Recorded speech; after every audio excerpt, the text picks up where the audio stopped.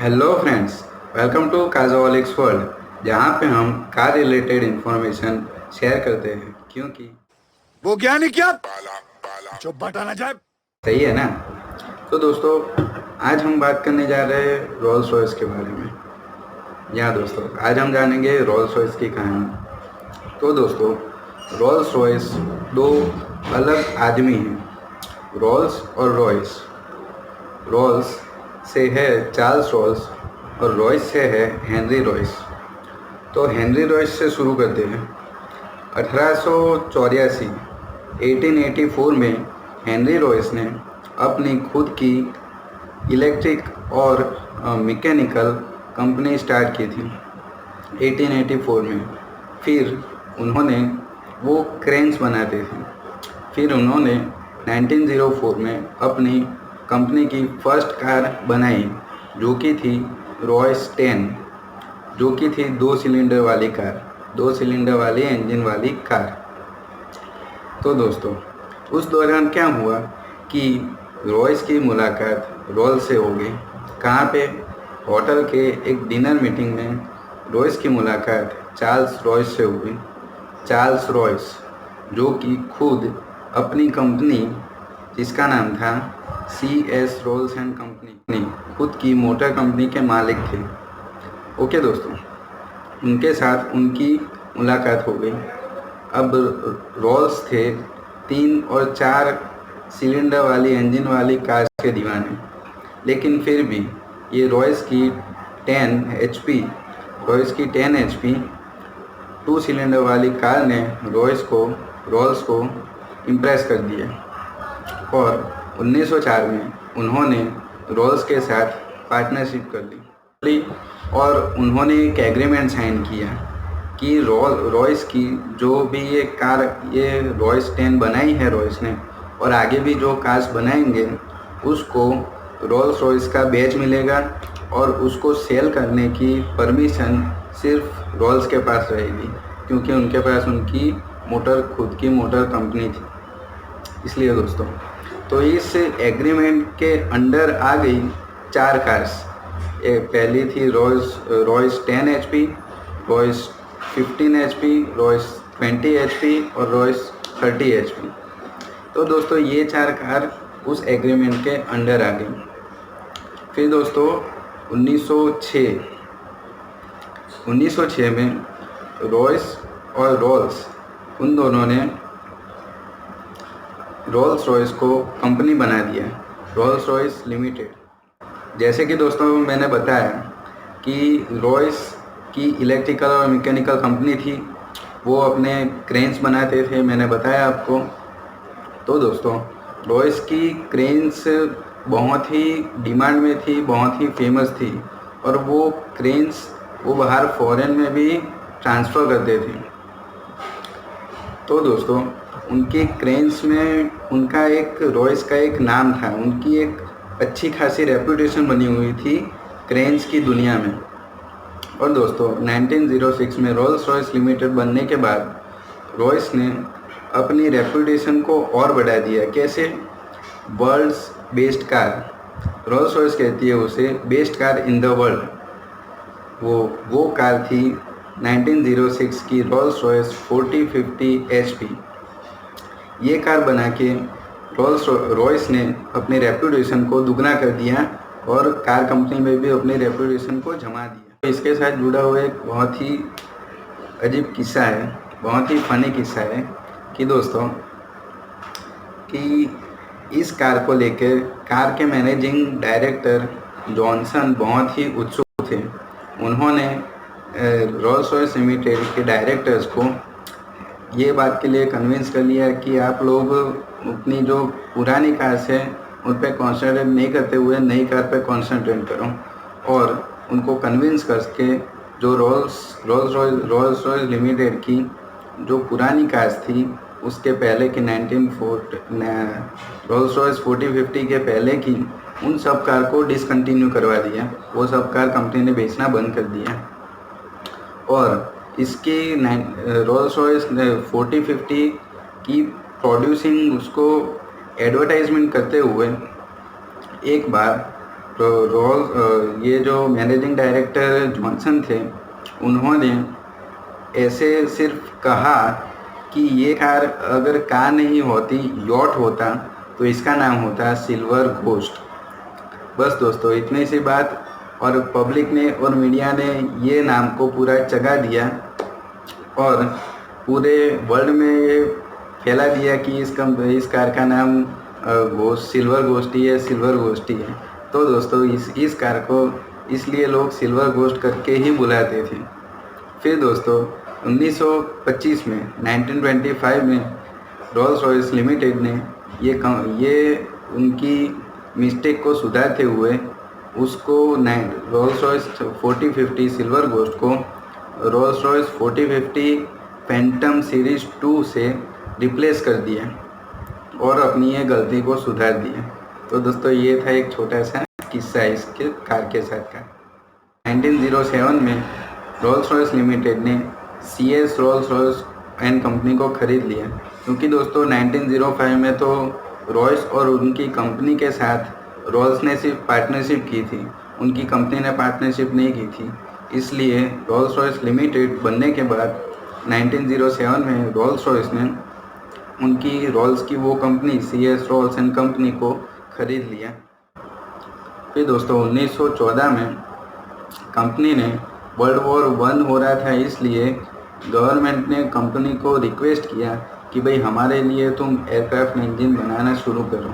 इसलिए 1914 में कंपनी ने अपने एयरक्राफ्ट इंजन बनाने शुरू किए और उनका फर्स्ट इंजन था रोल्स रॉयस ईगल 1। फिर दोस्तों 1931 में रोल्स रॉयस ने बेंटली मोटर्स को भी खरीद लिया। फिर दोस्तों 1940 1940 में रोल्स रॉयस ने फिर से ड्यू टू वर्ल्ड वॉर 2, फिर वर्ल्ड वॉर 2 आ गया, इसलिए वर्ल्ड वॉर 2 के लिए एयरक्राफ्ट इंजन्स बनाना शुरू कर दिया। थी 1949 की सिल्वर डॉन।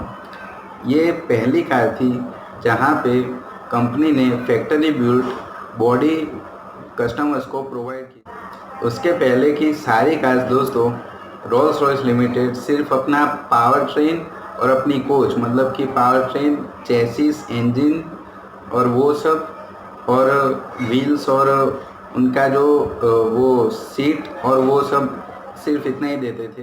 वर्ल्ड वॉर 2 और चल रहा था, इसके दौरान जो रोल्स रॉयस के जो RB211 करके एक इंजन था, उसके प्रोड्यूसिंग में मिसमैनेजमेंट हो गए, इसलिए फाइनेंशियल लॉस हुआ उनको और वो पूरी कंपनी गिर गई, कोलैप्स हो गई 1971 में।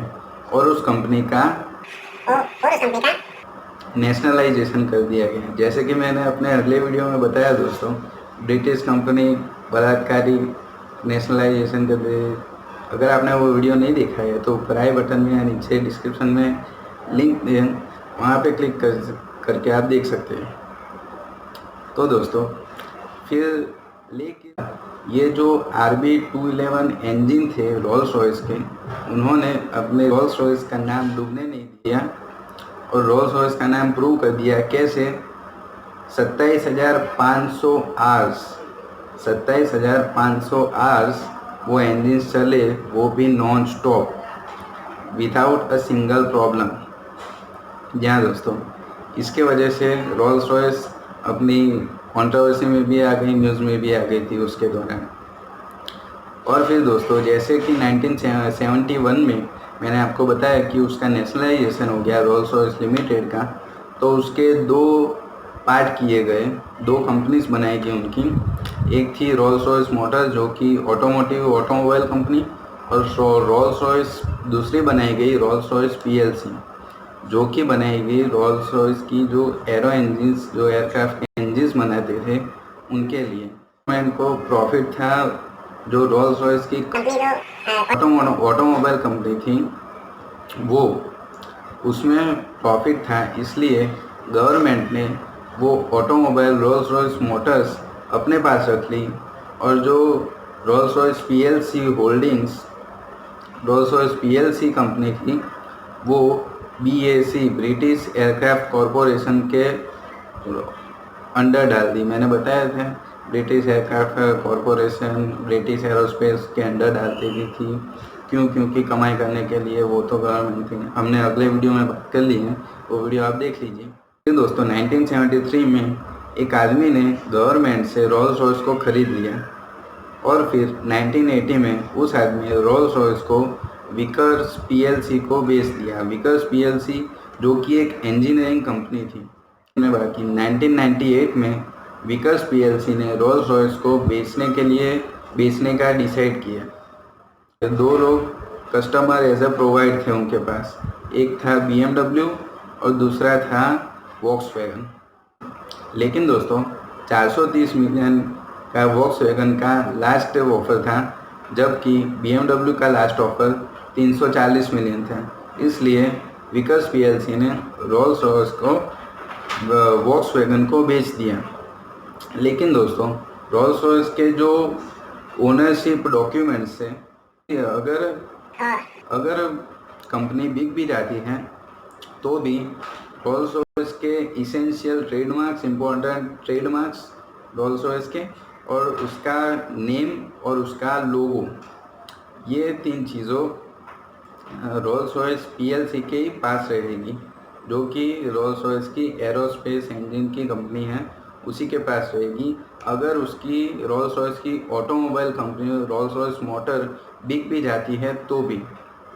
तो दोस्तों रोल्स रॉयस, इसीलिए विकर्स ने तो वो रोल्स रॉयस वो वॉक्सवैगन को बेच दिया। अब उसमें क्या इंक्लूडेड था? उसमें इंक्लूडेड था रोल्स रॉयस की नेम प्लेट्स, रोल्स रॉयस का हेडक्वार्टर, रोल्स रॉयस की स्पिरिट ऑफ एक्सटेसी और रोल्स रॉयस का वो ग्रिल शेप ट्रेडमार्क। ये चार चीज़ें वो विकर्स के और ये चार चीज़ें विकर्स रोल्स रॉयस मोटर्स के अंडर आती थी, इसलिए वो वॉक्सवैगन ने ख़रीद ली, इसलिए ये चार चीज़ें उसके पास आ गई। लेकिन रोल्स रॉयस का जो नाम, रोल्स रॉयस का नेम और रोल्स रॉयस का लोगो, ये दो चीज़ें रोल्स रॉयस पीएलसी ने BMW को 40 मिलियन में बेच दिया, क्योंकि BMW और रोल्स रॉयस पीएलसी के अपने पुराने रिश्ते थे। जो रोल्स रॉयस कार्स के इंजन्स थे वो BMW सप्लाई करता था, इसलिए उसके टर्म्स एंड कंडीशन के मुताबिक ऐसा टर्म एंड कंडीशन था कि BMW 12 मंथ का नोटिस पीरियड दिए बिना उनको इंजन सप्लाई करना बंद नहीं कर सकती। इसलिए BMW ने 12 मंथ का नोटिस पीरियड वॉक्सवैगन को दे दिया कि भाई हम तुम्हारे पास 12 महीने हैं, हम 12 महीने के बाद हम आपको हमारे इंजन्स डिलीवर नहीं करेंगे। अब वॉक्सवैगन चिंता में आ गया, क्योंकि वॉक्सवैगन कैपेबल नहीं था कि 12 महीने में, सिर्फ 12 महीने में वो रोल्स रॉयस और बेंटली, रोल्स रॉयस मोटर्स के अंडर बेंटली आ गई, रोल्स रॉयस और बेंटली को री इंजीनियर करें और उनके लिए उनके सूटेबल इंजन्स बनाए 12 मंथ्स में। इसलिए वॉक्सवैगन की फट गई और वॉक्सवैगन BMW के पास गए और उन्होंने बातचीत की और एग्रीमेंट साइन किया कि वो Volkswagen Rolls Royce motor BMW को बेच देंगे। और उनके सामने BMW का एग्रीमेंट ये किया कि BMW 2003 तक BMW के इंजन्स वॉक्सवैगन को, मतलब कि रोल्स रॉयस को प्रोवाइड करेंगे। तो ये 2003 तक का दोनों के पास टाइम आ गया।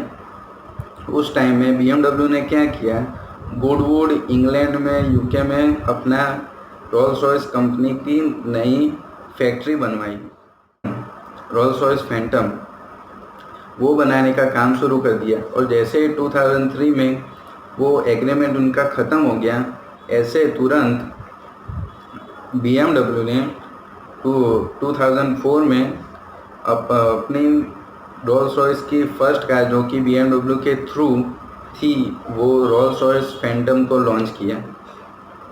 तो दोस्तों 1931 जब से रोल्स रॉयस ने बेंटली मोटर्स को ख़रीदा, तब से 2004 तक जो बेंटली मोटर्स में चेसिस है या तो वो 1931 से 1931 के पहले वाली बेंटलीज की चेसिस है या फिर रोल्स रॉयस की जो उन दौरान कार्स बनती थी उनकी चेसिस है। और जो बेंटली में इंजिन्स यूज़ होते हैं वो तो भी वो अपने रोल्स रॉयस के ही हैं।